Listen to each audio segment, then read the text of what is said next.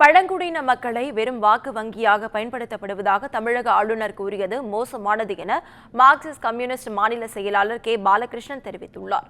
மதுரை மாவட்டம் பரவை அருகே சாதி சான்றிதழ் கேட்டு கடந்த 10 நாட்களாக காத்திருப்பு போராட்டத்தில் ஈடுபட்டிருந்த மக்களை கே பாலகிருஷ்ணன் சந்தித்தார். பிறகு செய்தியாளர்களை சந்தித்த அவர் பழங்குடி மக்களின் கோரிக்கையை ஏற்க மறுக்கும் மதுரை மாவட்ட ஆர்டிஓ மீது தமிழக அரசு ஏன் இன்னும் நடவடிக்கை எடுக்கவில்லை என கேள்வி எழுப்பியுள்ளார். தமிழ்நாட்டில் பழங்குடி மக்களுடைய மக்கள் தொகையே மொத்தத்தில் 1% தான் இருக்காங்க. இந்த 1%க்காக மக்கள் இதை வச்சு வாக்குகளுக்காக பயன்படுத்துவாங்க. மீதி 99% மக்கள் மற்றவங்க இருக்கிறாங்க. இவங்க ரொம்ப குறைவானவர்கள். இந்த 1% மக்களுக்கு நீங்கள் எல்லாருக்கும் சான்றிதழ் கொடுத்தா கூட அவங்க இந்தியா பூரா போய் வேலை கிடைப்பதற்கான வாய்ப்பு இருக்குது.